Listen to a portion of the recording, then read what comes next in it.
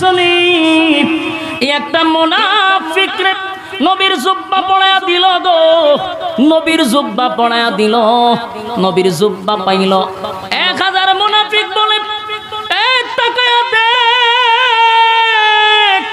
দুশ্মনের প্রতি আব্দুল্লাহর পুত্র মুহাম্মদের কত মায়া। দুশ্মনের প্রতি যদি এত মায়া হয়, তার বন্ধু যদি হয়ে যাই, বলো না কতটা মায়া মহব্বত করবে।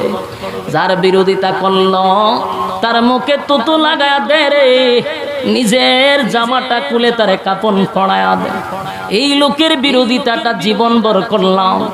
1000 মুনাফিক আসছিল জানাজা দেখার জন্য।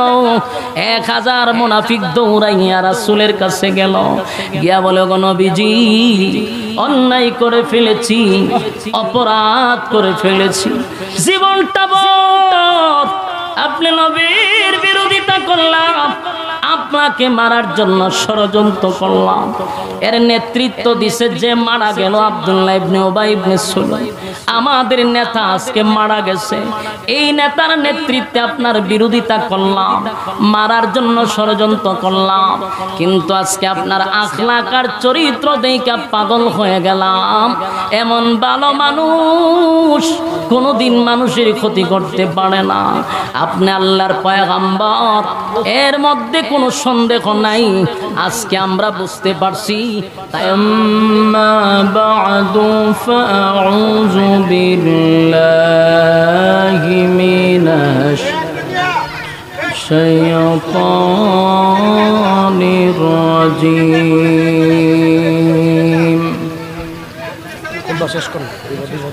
বিসমিল্লাহির রাহমানির রাহিম।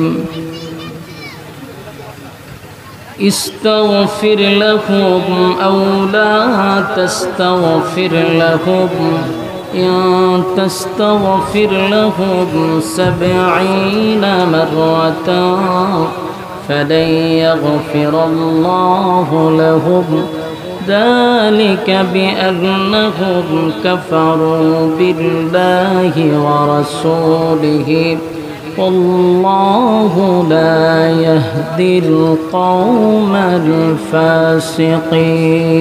الفاسقين. صدق الله العظيم وصدق رسوله النبي الكريم ونحن على ذلك من الشاهدين والشاكرين والحمد لله رب العالمين. درود شريف পড়েন اللهم صل على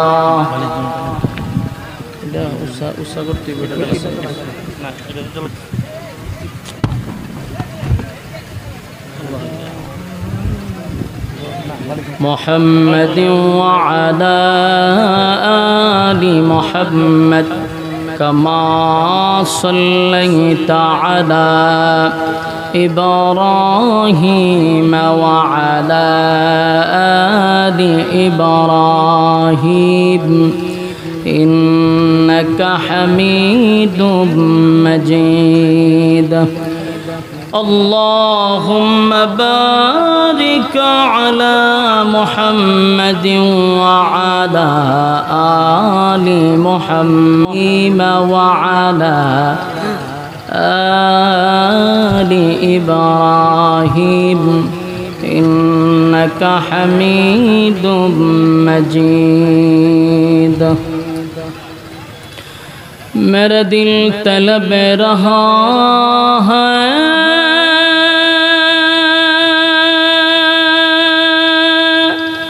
मेरे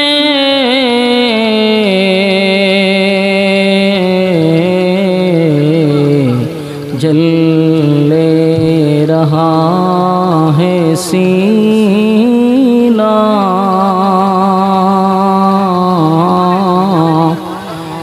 ए दवा वही मिलेंगे मुझे ले चलो मदीना बदावर ভাই সাউন্ড স্টেজে সাউন্ড নাই রিভাবে মনিটরে বাড়ান সাউন্ড কম বালাগাল উলা বিকামালিহি না এটা উস্তাদ করতে হালকা একটু সুনতে জমি না এটা উস্তা করতে হালকা একটু উস্তা করেন বালাগাল উলা বিকামালিহি কাশাফাতু জাবি জামালিহি হাসনাতে জমি আখসা হালকা একটু উড়াইতে হবে অনেক নিচে উড়াইতে হবে পড়েন বালাগাল উলা বিকামালিহি কাশাফাতু জাবি জামালিহি হাসনাত অনেক নিচে হালকা একটু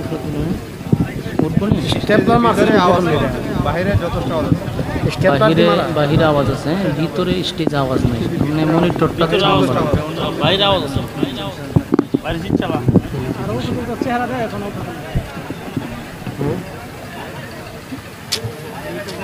بلغ العلا بكماله كشفت স্টেজে বাড়ান বা স্টেজে সাউন্ড কম بلغ العلا بكماله كشفت الدجى بجماله حسنت جميع خصاله صلوا عليه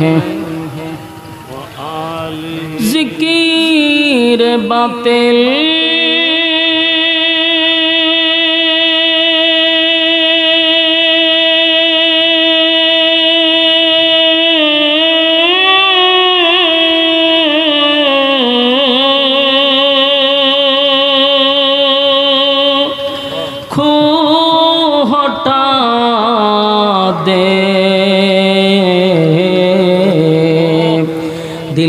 से रब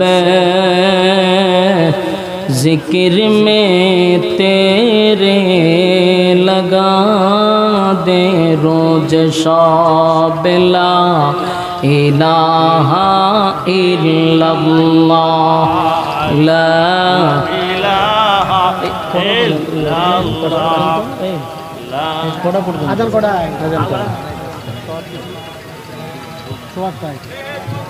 है शॉर्ट टाइम সময় কম না কোন বাজে কত 7:30 সাড়ে শেষ করলে লা ইলাহা ইল্লাল্লাহ মুহাম্মাদুর রাসূলুল্লাহ সাল্লাল্লাহু আলাইহি ওয়াসাল্লাম আলহামদুলিল্লাহ আল্লাহ পাকের অসংখ্য গণিত শুকরিয়া যিনি অত্যন্ত দয়া মায়া করে আইরল পূর্বপাড়া নূরে মদিনা জামের মসজিদ ও যুবক বৃন্দদের উদ্যোগে আয়োজিত আজকের এই মাহফিলে আসার বসার তৌফিকটুকু দান করেছেন এই জন্য সর্বপ্রথম শুকরিয়া আদায় করছি আলহামদুলিল্লাহ। আজকের এই মাহফিলে সভাপতিত্ব করছেন হজরত মৌলানা শফিউল্লাহ সাহেব দামাত বরকাতুহুম, হজরত মৌলানা মুফতি আবু মুসা আল মাহদি সাহেব দামাত বরকাতুহুম সহ আজকের মাহফিলের প্রধান মেহমান আলহাজ মোহাম্মদ মঈনুদ্দিন মঈন সাহেব, সংসদ সদস্য ব্রাহ্মণবাড়িয়া 2 সরাইল আশুগঞ্জ। আজকের মাহফিলের যিনি মধ্যমণি পীরে কামেল হজরত মৌলানা মুস্তাক ফৈজি পীর সাহেব দামাত বরকাতুহুম আপনাদের মাঝে চলে আসছে আলহামদুলিল্লাহ। কুশিনা বাজার অলরেডি হুজুর চলে আসছে। ওয়াজ করেছেন আমার অত্যন্ত মহব্বতের আপনাদের এলাকার সুপরিচিত আমার বড় ভাই হজরত মৌলানা মুফতি আবুল কাশেম হাশিমি সাহেব দামাত বরকাতুহুম, মুহতামিম আইরল ইসলামিয়া মাদ্রাসা হযরতের বয়ান আপনারা এতক্ষণ শুনছিলেন। ধারাবাহিকভাবে আপনাদের এই মাহফিলের আলোচনা চলতে থাকবে ইনশাআল্লাহ। আপনাদের আজকের মাহফিলের প্রধান অতিথি চলে আসছে। লক্ষ কোটি দুরুদ এবং সালাম আল্লাহর সৃষ্টির প্রধান আকর্ষণ জনাবে মুহাম্মদুর রাসূলুল্লাহ সাল্লাল্লাহু আলাইহি ওয়াসাল্লামের উপর। সম্মানিত সুধী, অত্যন্ত গুরুত্বপূর্ণ একটা মজলিস, ফজিলতপূর্ণ একটা মজলিস, বরকতপূর্ণ একটা মজলিস, উলামায়ে কেরামদের মজলিস, আল্লাহ ওয়ালাদের মজলিস। যতক্ষণ প্যান্ডেলটার ভিতরে থাকবেন গুনাহ না হওয়াটাই সম্ভব। প্যান্ডেলের বাহিরে গিয়া রাস্তাঘাটে ভিড় করলে গুনাহ হওয়াটা সম্ভব। তাই গুনাহমুক্ত এক পরিবেশে আমরা বসতে পারছি, আলহামদুলিল্লাহ। আল্লাহর রাসূল বলেন, নাজালাত আলাইহিমুস সাকিনা, যতক্ষণ তোমরা দ্বীনি মজলিসে বসা থাকবা ততক্ষণ উপর থেকে সাকিনা রহমত নাজিল হয়। আসিনি আইরলে সুবহানাল্লাহ, থাকলে বলবেন। একটা বিষয় চিন্তা করা বিষয়, যে এখানে বসলে সাকিনা রহমত নাজিল হবে। তো যারা মাহফিল শোনার উদ্দেশ্যে আসছেন, অনর্থক রাস্তাঘাটে দোকান পাটে সময় নষ্ট না করে বরকতি মজলিসে বসে যাই। যতক্ষণ বসা থাকবো গুনাহ হবে না, এটাই সম্ভব। আমরা এই মজলিসে এখনো যারা বসতে পারি নাই, মেহেরবানি করে আমরা বসে যাই। যতটুক দূরে আওয়াজ পৌঁছতেছে সকলের প্রতি আন্তরিক মোবারক, অভিনন্দন। সম্মানিত সুধী, কোরআনের কথা শোনার জন্য প্রচন্ড গরমের মধ্যে মৌমাছির মতো আপনারা ছুটে আসতেছেন। এটা একমাত্র লিওয়াজহিল্লাহ, আল্লাহর ভালোবাসা ছাড়া, নবীর মহব্বত ছাড়া। এই প্রচন্ড গরমে উলামায়ে কেরামদের বক্তব্য শোনা, এটা একান্ত আল্লাহর মহব্বত আর নবীর মহব্বত ছাড়া কোনোভাবেই সম্ভব না। যত বড় নেতাই হোক, যত বড় রাজনীতিবিদই হোক, এই প্রচন্ড গরমে নেতার বক্তব্য শোনার জন্য কেউ বসবে না। বাস্তব না বাস্তব? আমরা সচরাচর দেখি নেতারা বক্তব্য দিবার আগে খুব পাবলিসিটিং করে, অনেক সময় পাবলিকদেরকে টাকা পর্যন্ত দেয়। এরপরও তাদের সামনে লোক আনতে পারে না। আর এখানে আপনাদেরকে খাবারও দেওয়া হবে না, গাড়ি ভাড়াও দেওয়া হবে না। প্রচন্ড গরমে আপনারা মৌমাছির মতো বসে রয়েছেন। আল্লাহর ভালোবাসা, নবীর মহব্বত আপনাদের ভিতরে আছে, এই জন্য মৌমাছির মতো এসে বসে গেছেন। প্যান্ডেলের শেষ মাথা পর্যন্ত পর্যাপ্ত পরিমাণ আওয়াজ আসেনি? ঠিক আছে, ঠিক আছে। সম্মানিত সুধী, কোরআন এমন একটি গ্রন্থ যা নাজিল হয়েছে ১৫০০ বছর আগে, এখনো আছে, কিয়ামত পর্যন্ত থাকবে। এই ১৫০০ বছরের ভিতরে একটা নক্তা, সব, জের, ফেশ এদিক সেদিক হয়েছে নি পর্যন্ত? হয় নাই। কেন হয় নাই? কারণ দায়িত্ব কোনো মানুষের হাতে না। কোরআনের দায়িত্বটা স্বয়ং আল্লাহর হাতে। যদি এটা কোনো মানুষের হাতে থাকতো তাহলে ২০২৪ সালে বিসমিল্লাহর বাও আমরা তালাশ করে পাইতাম না, উঠতে যেত গা। দায়িত্বটা আল্লাহ নিজে নিছেন। যেন আল্লাহ বলেন, ইন্না নাহনু নাযালনা যিকরা ওয়া ইন্না লাহু লাহাফিজুন।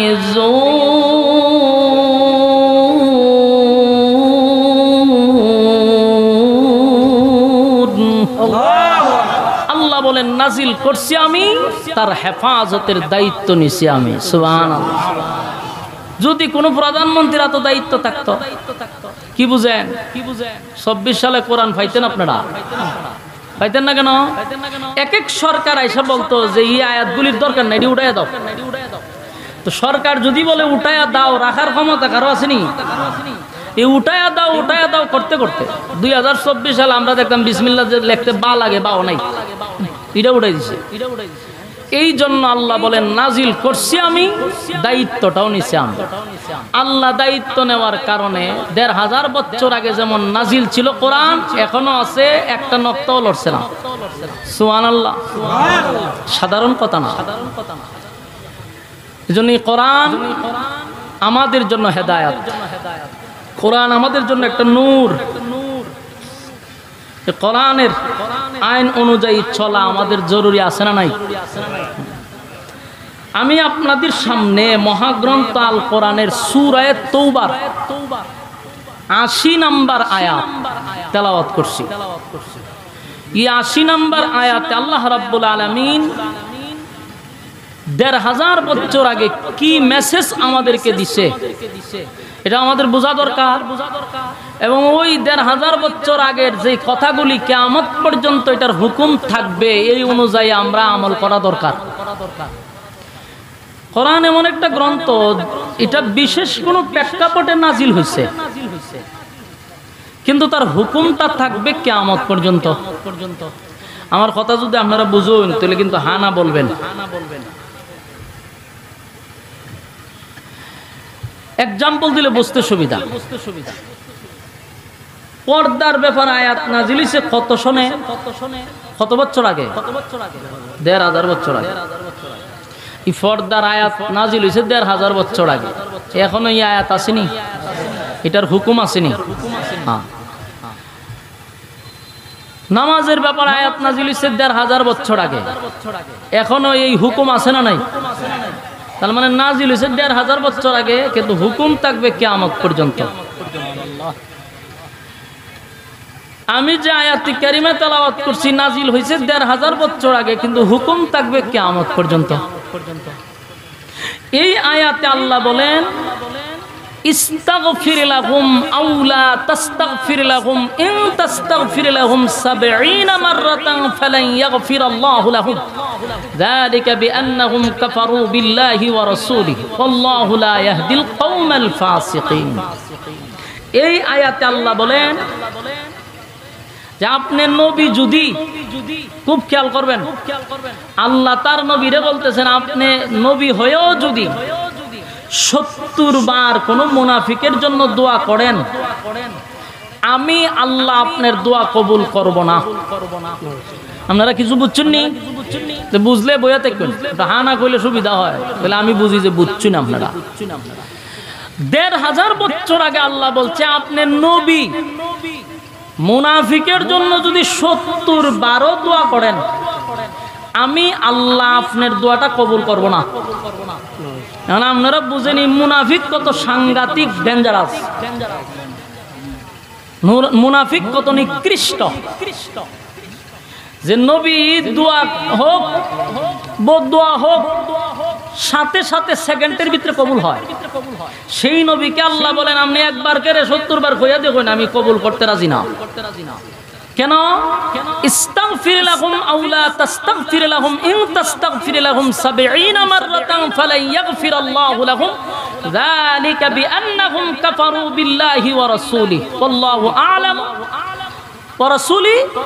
আল্লাহ বলেন যে মুনাফিক আল্লাহ এবং রাসূলের সঙ্গে, ফাসিকিন মুনাফিক আল্লাহ এবং রাসূলের সঙ্গে জন্য যদি আপনি দরখাস্ত করেন, এই দরখাস্ত আমি মেনে নিব না, কবুল করব না। এখান থেকে আমরা বুঝতে পারলাম যে মুনাফিক সাধারণ কোনো লোক না, এটা ডেঞ্জারাস। আল্লাহ রাসূল বলেন ইহুদি বলো খ্রিস্টান বলো, ইসলামের যতটুকু ক্ষতি করছে এর থেকে বেশি ক্ষতিটা করছে মুনাফিক। এখন আসুন মুনাফিক কারা? মুনাফিকের কোনো ধর্ম নাই। বলুন মুনাফিকের কোনো ধর্ম নাই। নাস্তিকের যেমন কোনো ধর্ম নাই, মুনাফিকেরও কোনো ধর্ম নাই। মুনাফিক চিনাটা হলো সবচেয়ে কঠিন। মুনাফিক চিনা কঠিন। কেন কঠিন? কারণ যে মুনাফিক তারা তো আপনি চিনতেছেন না। এই লোকটার লেবাসের দিক দিয়ে আপনি তারে ফালাই দিতে পারবেন না, বরং কোনো কোনো সময় মুনাফিকের ফাঁকগিরি আপনি আমার থেকে বড় হয়, মুনাফিকের জুব্বা আপনি আমার থেকে বড় হয়। তার লেবাস বেশ দেখলে বোঝা যায় মক্কার ইমাম, কিন্তু ভিতরে হুদ্দা শয়তানি। বাস্তব না বাস্তব? সমাজের মানুষ আমরা মুনাফিক চিনতে ভুল করি। খালি বেশ দেখলেই বোঝা যায় না। প্রথমেই বলছি যে মুনাফিকের লেবাস মক্কার ইমামের চেয়েও বেশি দেখা যায় মাঝে মধ্যে, কিন্তু ভিতরে শয়তানি। রাসূল আরবি সাল্লাল্লাহু আলাইহি সাল্লামের যুগে জিবরাইল আলাইহিস সালাতু ওয়াস সালাম রাসূলের কাছে একটা লিস্টি দিছে। লিস্টিটার মধ্যে মুনাফিকের সিরিয়াল ছিল যে এই এরা কিন্তু মুনাফিক। এই লিস্টটি আল্লাহ ডাইরেক্ট জিবরাইলের মাধ্যমে রাসূলের কাছে পাঠাইছে। আল্লাহর রাসূল মুনাফিকের লিস্টিটার প্রথম নাম্বারে যার নামটা দেখছে, রাসূল আশ্চর্য হইছে। আশ্চর্য কেন হইছে? যার নামটা এক নম্বরে, এই লোকটা রাসূলের পিছনে নামাজ পড়ে। কিতাব উচ্চ নাইরলবাসী কার পিছনে নামাজ পড়ে? কথা কন্যা কিতাব লাগি রাসূলের পিছনে নামাজ পড়ে ব্যক্তিটা মুনাফিকের লিস্টির প্রথম নাম্বারে তার নাম। বলুন তো দেখি, লোকটার লেবাস কোন দিক দিয়ে কমতি ছিল? রাসূলের মাথায় ফাগরি, বেচারার মাথা তো ফাগরি। রাসূলের মুখে দাড়ি, বেচারার মুখেও দাড়ি। রাসূলের শরীরে জুব্বা, বেচারার শরীরেও জুব্বা। রাসূলের পকেটে মিসওয়াক, বেচারার পকেটেও মিসওয়াক। মা গোমা পুরা তো দরবেশ, কিন্তু লিস্টির প্রথম নাম্বারে ব্যক্তির নাম। এখান থেকেও বোঝা গেল রাসূলের যুগে যদি রাসূলের পিছনে নামাজ পড়া মুনাফিক হয়, এখনকার যুগে আমরার সাথে চললেও মুনাফিক হওয়ার সম্ভাবনা আছে। এজন্য মুনাফিক থেকে সাবধান। জাহান্নামের সবচেয়ে নিকৃষ্ট জায়গায় মুনাফিকের স্থান হবে। ইহুদি খ্রিস্টানদের ব্যাপারে বলা হয় না, বলা হয়েছে মুনাফিকের সবচেয়ে নিকৃষ্ট জায়গায় তাদের স্থান হবে, কারণ ক্ষতিটা এরা বেশি করছে। কারণ মুনাফিকে তো চিনা যায় না। এরা চলবে আপনার সাথে, বসবে আপনার সাথে, উঠবে আপনার সাথে, খাইবে আপনার সাথে, সুযোগ পাইলে আপনাকে সাইজ করবে। সুযোগটা পাইলেই আপনার পিছন দিয়া তারা কুড়াল মারবে। এই জন্য ইসলামের যুগ যুগ থেকে মুনাফিকরা ক্ষতিটা বেশি করছে। বহুবার রাসূল মুনাফিকরে ধরছে সরাসরি। যুদ্ধের ময়দানে গিয়েও মুনাফিকরা ধরা খাইছে, হুদায়বিয়ার সন্ধিতে গিয়েও মুনাফিকরা ধরা খাইছে। তো সম্মানিত শুধু এই মুনাফিকদের ব্যাপারে আল্লাহ আয়াত নাজিল করে জানাইছে, আপনি একবার না 70 বারও যদি দোয়া করেন আমি দোয়া কবুল করব না। তো আব্দুল্লাহ ইবনে উবাই ইবনে সুলুল ছিল মুনাফিকের সর্দার, মানে লিডার। এই লোকটা ইসলামের অনেক ক্ষতি করছে। এটা সাহাবায়ে কেরামও কিছু বুঝতে পারছে যে লোকটা বেশি সুবিধার না।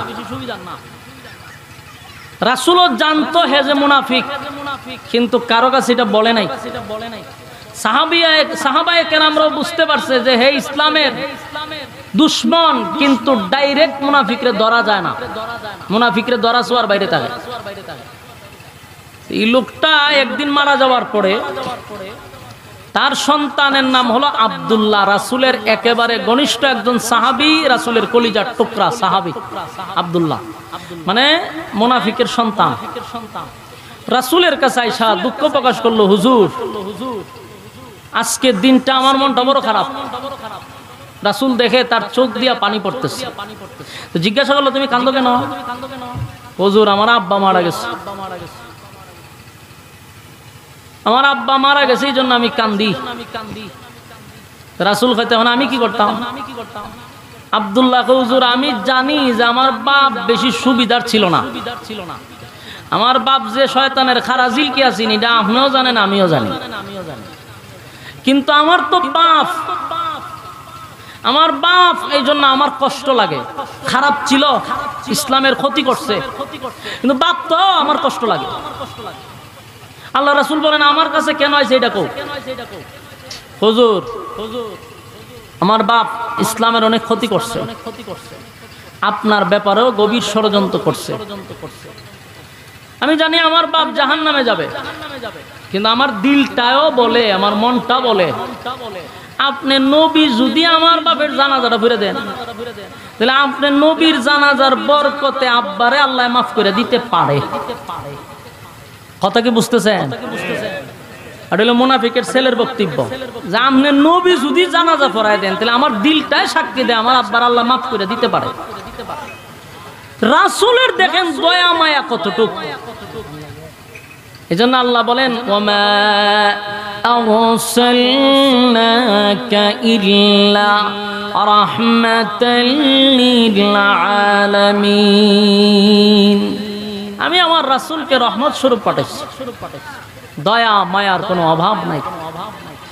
এত শত্রুতামি করার পরেও আল্লাহর রাসূল বলল শোনো, আমি জানাজা পড়াই দিলে যদি তোমার আব্বারে আল্লাহ মাফ করে দেয় তা আমার অসুবিধা কো, ঠিক আছে আমি জানাজা পড়াই দিব। এই কথাটা বলতে দেরি হয়েছে, আব্দুল্লাহ একটা দৌড় মারতে দেরি করছে না, মানে জাগাত দাঁড়াইছে না। কেন দাঁড়াইছে না? সাহাবী তো বুঝে যদি আমি দাঁড়ায় থাকি জিবরাইল আইসা পড়বো, আইসা একটা আয়াত নাজিল করবো, তা আমার বাপের জানাজা আর হইতো না। এই জন্য রাসূল বলতে দেরি হয়েছে, উনি উঠতে দৌড় মারছে। দৌড় মাইরা মদিনার অলিতে গলিতে যারে পাইছে হেরেই কইছে যে শোনো, আমার আব্বার জানাজাটা কিন্তু রাসূল পড়াবে। এটা প্রচার করে দিছে। গোটা মদিনার আনাসে কানাসে খবর পৌঁছায় দিছে মুহূর্তের ভিতরে যে আব্বার জানাজা পড়াবে রাসূলুল্লাহ। তো যে শুনছে হেউই আশ্চর্য হইছে, আর আশ্চর্য হওয়ার কথা। আশ্চর্য হচ্ছে সর্বনাশ, সেটা কিভাবে সম্ভব? এত বড় একটা টাটকা মুনাফিকের জানাজা আল্লাহ রাসূল পড়াবে, কথা কি রাসূল বলছে? বলে হ। যে শুনে সেও আশ্চর্য, কেউ এটা মেনে নিতে পারতেছে না যে এত বড় একটা ইসলামের শত্রুর জানাজা রাসূল পড়াবে, এটা মেনে নেই কেমনে? খবর পৌঁছতে পৌঁছতে মুনাফিকদের খানেও গিয়ে পড়ছে। 1000 মুনাফিক শুনছে যে রাসূল জানাজা পড়াবে তাদের লিডারের জানাজা। মুনাফিকরা কয় করে সারা জীবন আমরা আব্দুল্লাহর পুত্র মুহাম্মদের বিরোধিতা করলাম, সারা জীবন ইসলামের ক্ষতি করলাম, সেই ইসলামের নবী জানাজা পড়াবে আমাদের নেতা, চল জানাজা দেখে আসি। বলুন তো দেখি জানাজা পড়তে যায় না দেখতে যায়? দেখতে যায়। অন্যদিকে এই খবর গিয়ে পড়ছে হযরত উমরের খানে। খলিফাতুল মুসলিমিন উমর, নরম না গরম? গরম, সাংঘাতিক গরম। উমর শোনার পরে আর বরদাস্ত করতে পারতেছে না, খুব রাগ হইছে। হযরত উমরের সিদ্ধান্ত হলো কখনোই হতে পারে না টাটকা মুনাফিক জীবনটা ভর ইসলামের ক্ষতি করছে, জীবনটা ভর আমার রাসূলুল্লাহর বিরুদ্ধে ষড়যন্ত্র করছে, এমন ব্যক্তির জানাজা রাসূল পড়াবে, হতেই পারে না। হযরত উমর জানাজার মাঠে দৌড়াইয়া চলে গেছেন, গিয়া দেখে চতুর্দিক দিয়া মানুষের আনাগোনা শুরু হইছে। হযরত উমর ছিলেন সমস্ত সাহাবীদের মধ্যে ব্যতিক্রম, যে সবাই আসছে একরকম সুরত নিয়ে, আর হযরত উমরের চেহারাটা লাল হয়ে গেছে রাগে, বরদাস্ত করতে পারতেছে না। সব সময় খেয়াল রাখবেন, ইসলামের ক্ষতি হয় আমরা নিজ চোখে দেখতেছি, আমরা বুঝতেছি, এরপর আমাদের মধ্যে দেখবেন অসংখ্য আলেমরা এটা সহ্য করতেছে। আবার কিছু আলেমরা দেখবেন এর প্রতিবাদ করতে গিয়া জেল পর্যন্ত খাটতেছে। সব আলেমরা কি এক? সাহাবীরা তো নিঃসন্দেহে তারা আল্লাহর কাছে কবুলিয়ত, কিন্তু এদের মধ্যে একজন উমর ছিলেন ব্যতিক্রম। এই জন্য উমরের মেজাজ মতে আল্লাহ কোরআনের আয়াত নাজিল করতেন। উমর আর অন্যান্য সাহাবীর মতো না। আমাদের উলামায়ে কেরামদের মধ্যে সব আলেমরা একরকম না, মেজাজ একরকম না। আমাদের সামনে গুনাহ হচ্ছে, আমাদের সামনে ইসলাম বিরোধী কাজ চলতেছে, এরপরও আমরা এগুলো সহ্য করতেছি, দেখার পরও আমরা কিছু বলতেছি না। বললে যদি আবার সাইড দেওয়ালের ভিতরে যেমন লাগে। আবার কিছু আলেমরা তাদের এমন হুঙ্কারে প্রতিবাদ করতে গিয়া বছরের পর বছর দোষ ছাড়া নির্দোষ 3 বছর 4 বছর কারাবন্দী হয়ে থাকতে হয়। শেষে যখন সাইড দেওয়াল থেকে বাহির হয়, যেই সমস্ত হলুদ মিডিয়ারা বলছিল যে এই সমস্ত অপরাধে তাদেরকে জেলের ভিতরে বন্দী করা হয়েছে, এই হলুদ মিডিয়ারা আবার এখন বলে যে কোনো অপরাধই ছিল না, এগুলা ষড়যন্ত্র ছিল। তো সবার বক্তব্য একরকম হয় না। হযরত উমরের বক্তব্যটা ছিল সবার মধ্যে একটু আলাদা। হযরত উমর গিয়া দেখে সবাই তো আসছে জানাজা পড়বার লাগি, আর উমর গেছে রাসূলকে কিভাবে জানাজার থেকে বিরত করা যায়। এখন রাসূলের কাছে গিয়া ডাইরেক্টর রাসূলকে অর্ডার করতে পারে না, আদেশ করতে পারে না যে আপনি জানাজা পড়ায়েন না। রাসূলের কাছে গিয়া আদেশ করা যায় না, অর্ডার দেওয়া যায় না, এটা আদব। কিন্তু উমর তো ডাইরেক্ট গিয়ে রাসূলকে বলতে পারতেছে না, এখন করতো কি, জানাজা আটকাইব কিভাবে? তখনই হযরত উমর আমার তেলাওয়াতকৃত আয়াতটা বারবার তেলাওয়াত করতে শুরু করছে। আয়াত সূরা তাওবার ৮০ নম্বর আয়াত। বলুন কোন আয়াত? সূরা তাওবার ৮০ নম্বর আয়াত। হযরত উমর রাসূলের চতুর্দিকে ঘুরতেছে আর এই আয়াত পড়তেছে, ইস্তাগফির লাহুম আও লা তাস্তাগফির লাহুম ইন তাস্তাগফির লাহুম ৭০ মাররাতান ফালান ইয়াগফিরাল্লাহু লাহুম ذلك بأنهم كفروا بالله ورسوله والله لا يهدي القوم الفاسقين। এই আয়াত ঘুরতেছে আর পড়তেছে সুবহানাল্লাহ। বারবার খলিফাতুল মুসলিমিন উমর যখন রাসূলের চতুর্দিকে ঘুরে আর আয়াতগুলি পড়তেছিল, আল্লাহর নবীর বুঝার আর বাকি নাই। নবীজি বুঝতে পারছে উমর বারবার আমার চতুর্দিকে ঘুরে আর আয়াতগুলি কেন পড়তেছে।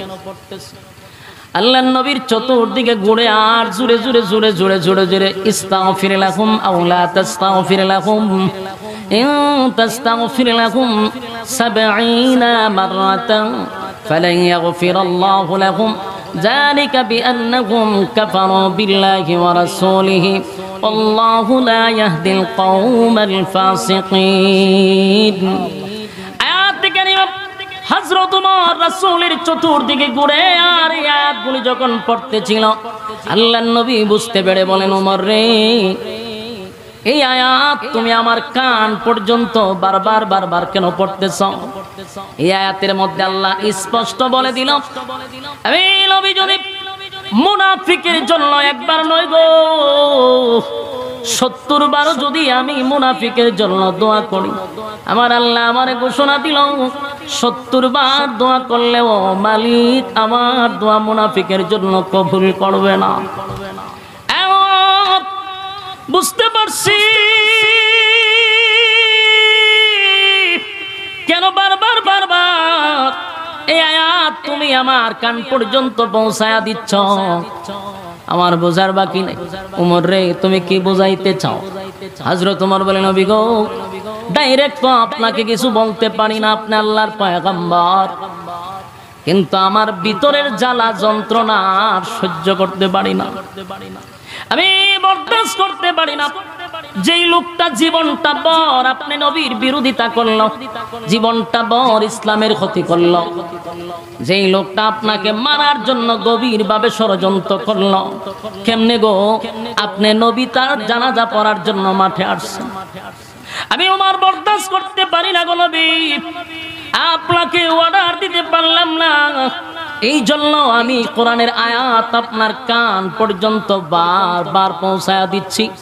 এখন নবীজি আপনি এই মুনাফিকের জানাজা পড়ায়েন না গো নবী।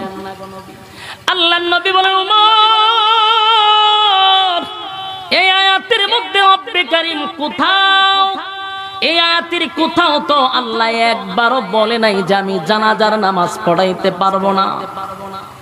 এই আয়াতের মধ্যে কি আছে কোথাও যে জানাজার নামাজ আপনি পড়ায়েন না?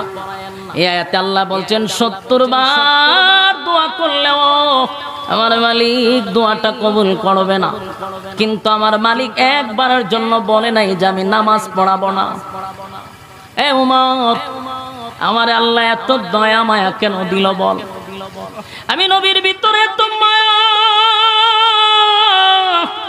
আমার মালিক বলছে ৭০ বার দোয়া করলেও দোয়াটা কবুল করবে না, কিন্তু আমি নবীর ভিতরে এত মায়া, এত দয়া আল্লাহ কেন দিল?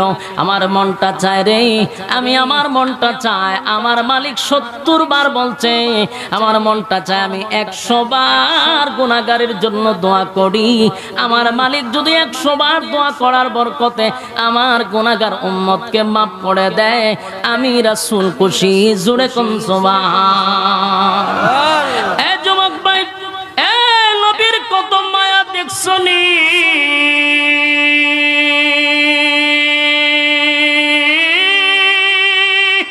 আল্লাহ রাব্বুল আলামিন 70 বার বলছে দোয়া করলে কবুল হবে না। পয়গম্বর বলে আমার মনটা চায় 70 বার নয় গো, আমার মালিক যদি 100 বার দোয়া করলে কবুল করে, আমি রাসূল আমার উম্মতের জন্য 100 বার দোয়া করতে রাজি। হযরত ওমর চিন্তা করলো কোনো লাভ হবে না, কারণ আয়াতের কোথাও তো নামাজের নিষেধের কথা বলে নাই। নবীর সিদ্ধান্তটাই চূড়ান্ত হবে। কিন্তু ওমরের মনের মধ্যে বড় কষ্ট।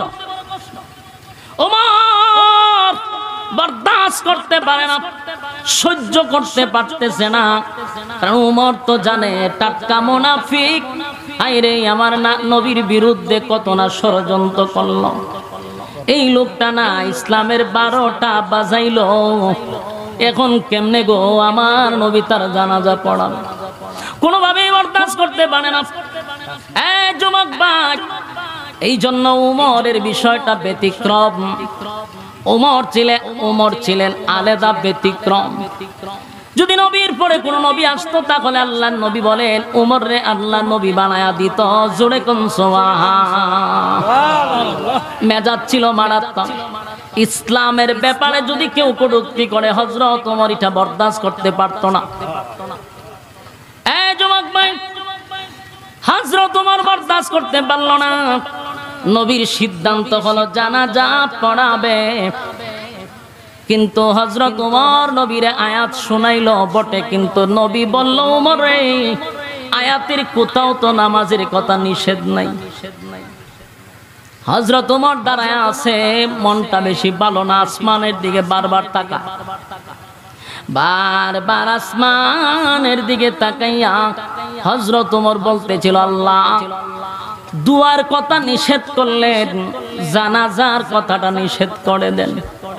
আল্লাহ জিবরাইল পাঠাইয়া আয়াত নাজিল করে এই মুনাফিকের জানাজা বন্ধ করে দেন। আমি ওমর এটা বরদাস্ত করতে পারি না।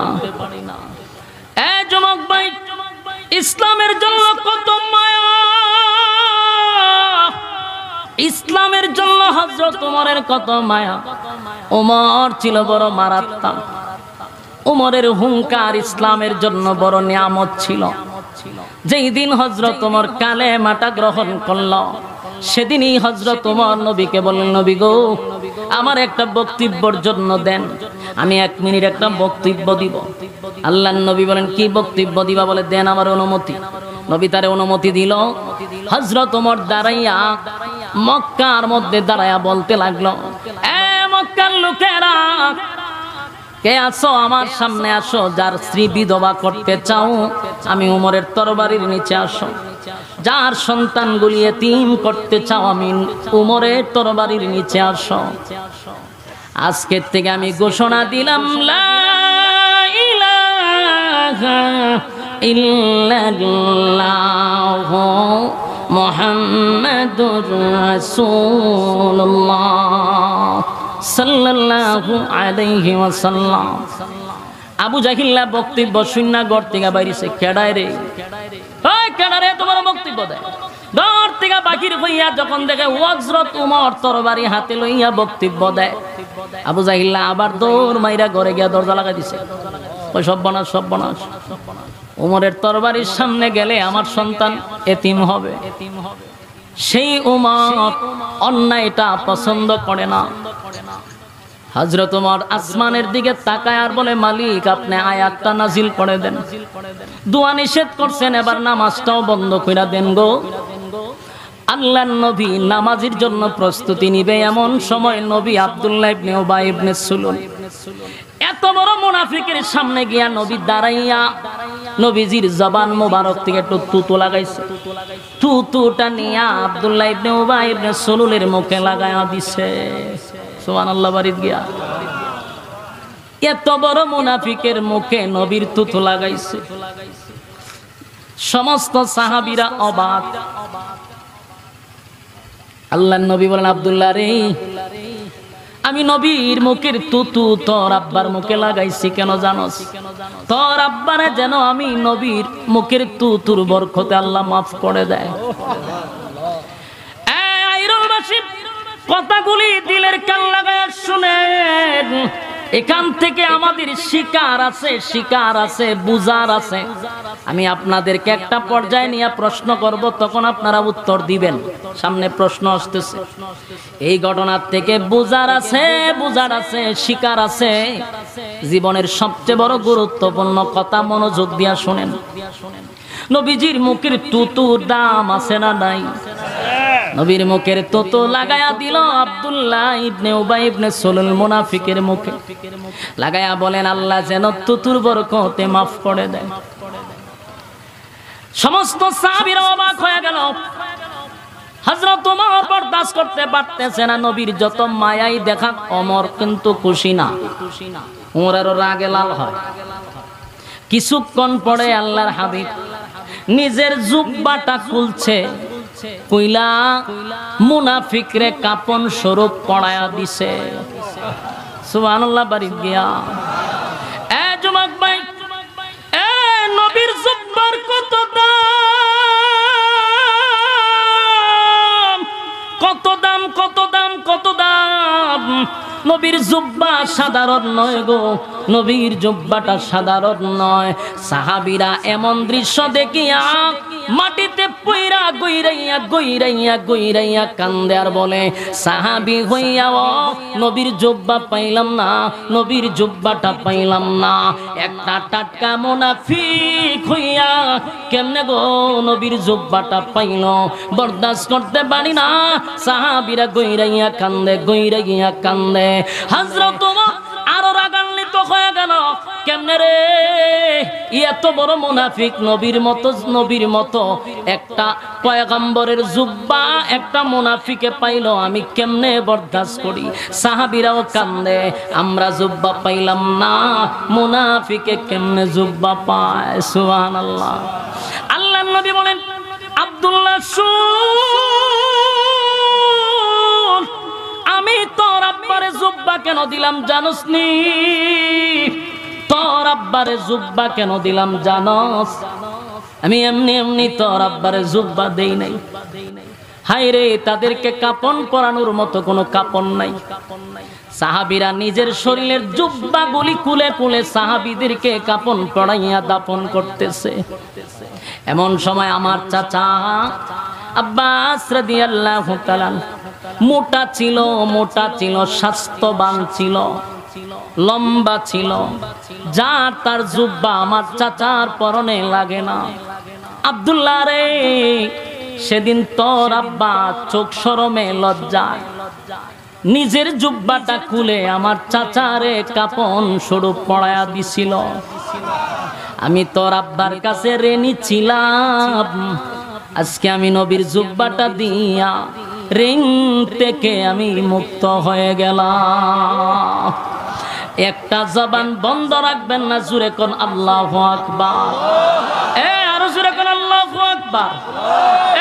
ঈমানের আওয়াজ দিয়ে বলেন আল্লাহু আকবার। আমার নবীর কত মায়া দেখছনি। একটা মুনাফিক রে নবীর জুব্বা পড়ায়া দিল গো, নবীর জুব্বা পড়ায়া দিল, নবীর জুব্বা পাইল মুনাফিকে। আর নবী বলেন, আমি আমার জুব্বা তোর আব্বারে পড়ায়া দিলাম, আমি তোর আব্বার মুখে তুতুটাও লাগায়া দিলাম। উপস্থিত সাহাবীরা কান্দে, এই দৃশ্য দেখে আফসোস করে। এমনকি হযরত ওমর রাগে রাগান্বিত হইয়া চতুর্দিকে তাকায় আর আসমানের দিকে তাকায় আর বলে, মালিক জানাজার নামাজ বন্ধ করে দেন। আল্লাহর হাবিব সেখানে উপস্থিত 1000 মুনাফিক, 1000 মুনাফিক এই জানাজার নামাজে উপস্থিত হইছে। জানাজা পড়ার জন্য নয় গো, জানাজা দেখার জন্য আসছে। কথা কি বুঝতেছেন? জানাজা দেখার জন্য আসছে কেন? যেই লোকটার বিরোধিতা জীবনটা বর আমাদের নেতায় করলো, যেই লোকটার বিরোধিতা জীবন বর আমাদের নেতায় করে গেল, সেই নেতার জানাজা আব্দুল্লাহর পুত্র মোহাম্মদ কেমনে পড়াবে? এই দৃশ্যটা দেখার জন্য আব্দুল্লাহ ইবনে উবাই ইবনে সুলুলের যতগুলা কর্মী ছিল সব জানাজার ময়দানে আসছে জানাজার নামাজটা দেখার জন্য। 1000 মুনাফিক এই দৃশ্যটা দেখে চোখ দিয়ে পানি ছাড়ে আর বলে, কার বিরুদ্ধে এতদিন আমরা অবস্থান নিলাম, কার বিরোধিতা করলাম রে, কারে মারার জন্য ষড়যন্ত্র করলাম?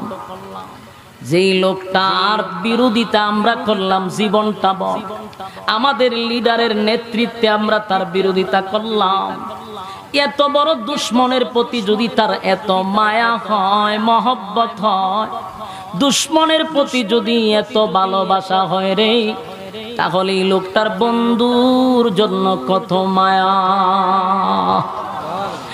1000 মুনাফিক বলে, দুশ্মনের প্রতি আব্দুল্লাহর পুত্র মুহাম্মদের কত মায়া। দুশ্মনের প্রতি যদি এত মায়া হয়, তার বন্ধু যদি হয়ে যাই, বলো না কতটা মায়া মহব্বত করবে। যার বিরোধিতা করলো তার মুখে তুতু লাগায়া দে রে, নিজের জামাটা খুলে তারে কাপন পরায়া দে। এই লোকের বিরোধিতাটা জীবনভর করলাম। 1000 মুনাফিক আসছিল জানাজা দেখার জন্য। 1000 মুনাফিক দৌড়াইয়া রাসূলের কাছে গেল, গিয়া বলে, গো নবীজি, অন্যায় করে ফেলেছি, অপরাধ করে ফেলেছি, জীবনটা বড়, আপনি নবীর বিরোধিতা করলাম, আপনাকে মারার জন্য ষড়যন্ত্র করলাম। এর নেতৃত্ব দিছে যে মারা গেল আব্দুল্লাহ ইবনে উবাই ইবনে সুলুল, আমাদের নেতা আজকে মারা গেছে। এই নেতার নেতৃত্বে আপনার বিরোধিতা করলাম, মারার জন্য ষড়যন্ত্র করলাম, কিন্তু আজকে আপনার আখলাক আর চরিত্র দেখে পাগল হয়ে গেলাম। এমন ভালো মানুষ কোনদিন মানুষের ক্ষতি করতে পারে না। আপনি আল্লাহর পয়গম্বর, এর মধ্যে কোনো সন্দেহ নাই। আজকে আমরা বুঝতে পারছি, তাই আর ভুলে থাকতে চাই না। পড়ায়া দেন লা ইলাহা ইল্লাল্লাহু মুহাম্মাদুর রাসূলুল্লাহ সাল্লাল্লাহু আলাইহি ওয়াসাল্লাম। একজন মুনাফিক মারা গেল, একজন মুনাফিক মারা গেল, বলো না কত হাজার মুনাফিক কালেমা পড়ল। আরো জোরে, আপনার কি বিরক্ত লাগতেছে? আওয়াজে বোঝা যায় কি বিরক্ত আমার প্রতি। সেরা দিতাম যুবক, কথাগুলি দিলের কান লাগায় শুনেন। মারা গেল একটা মুনাফিক, কিন্তু কালেমা তো পড়ল 1000 মুনাফিক। সুবহানাল্লাহ। বলুন তো কিসের কারণে? নবীজির আখলাক দেখা। সুবহানাল্লাহ। কথা কর না।